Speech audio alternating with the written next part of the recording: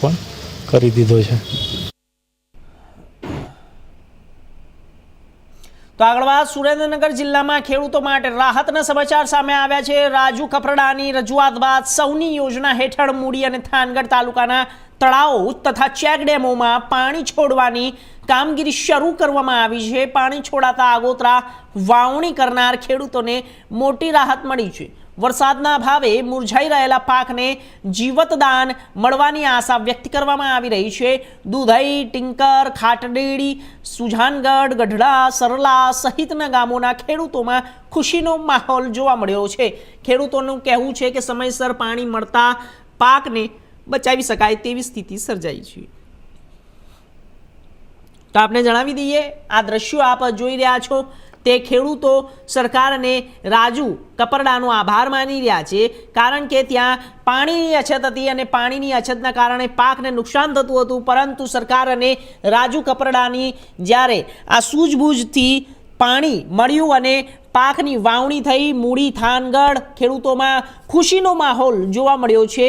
તો આ તમામ જે દ્રશ્યો છે તે ખેડૂતોને ઉત્સાહ વધારતા દ્રશ્યો સામે આવ્યા છે અને ગામના ખેડૂતોમાં એક અનેરો ઉત્સાહ જોવા મળી રહ્યો છે। પાણી સૌથી મોટી જ્યારે ખેડૂતો માટેનું એક જીવતદાન બની રહ્યું છે, મુરઝાતા પાકોને મળ્યું છે જીવનદાન। તો આ સાથે જ સરકાર, તંત્ર અને રાજુ કપરડાનો ખેડૂતો આભાર માની રહ્યા છે અને પાણી મળતા ખેડૂતો ખુશખુશાલ થઈ ગયા છે। તો ખેડૂતો એ સરકાર અને રાજુ કપરડા સાથે રહીને આ તમામ જે પરિસ્થિતિઓ છે તેને મુક્ત કરાવી, પાણીની સમસ્યાને દૂર કરી, પાણી લઈ આવ્યા અને પાકની વાવણી કરી અને છલોછલ પાણીથી ખેતરોને, નાળાઓને ભરી નાખ્યા અને સાવ પાણીની અછત જે હતી તે ખત્મ કરી દેવામાં આવી છે।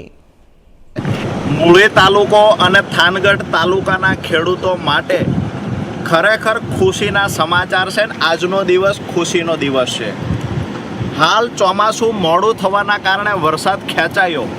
અનેક ખેડૂતોની રજૂઆત હતી કે જળાશયો ખાલી થઈ ગયા છે, ખેડૂતોને સમયસર વાવણી કરવા માટે સિંચાઈના પાણીની જરૂર હતી, ખેડૂતો સાથે પશુપાલકોને પણ ઘાસચારાનું વાવેતર કરવા માટે સિંચાઈના પાણીની જરૂર હતી। આ સમયે ખેડૂતની રજૂઆતને ધ્યાનમાં રાખી માન્ય મુખ્યમંત્રી ભૂપેન્દ્રભાઈ પટેલને રજૂઆત કરી 2 દિવસ પહેલાં, સાથે જ માન્ય મંત્રી શ્રી ઈશ્વરસિંહ પટેલને પણ રજૂઆત કરવામાં આવી। આજે હું ખેડૂતો વતી મુખ્યમંત્રી અને માન્ય મંત્રી ઈશ્વરસિંહ પટેલનો આભાર વ્યક્ત કરીશ કે અમારા મૂળી અને થાનગઢ તાલુકાના ખેડૂતોને સમયસર વાવણી થઈ શકે, પશુપાલકો ઘાસચારો વાવી શકે, એના માટેથી લિંક 3 સૌની યોજનાની લાઇનમાં આજે પાણી છોડવામાં આવ્યું છે। મૂળી તાલુકાના 22થી વધારે ગામડાઓમાં આજે પાણી પહોંચવાની તૈયારી થઈ ચૂકી છે, વાલ ખુલી ગયો છે, તમામ તળાવો અને ચેકડેમ ભરવામાં આવશે। સાથે જ થાનગઢ તાલુકાના 15થી વધારે ગામડાઓમાં આ પાણીનો લાભ મળશે।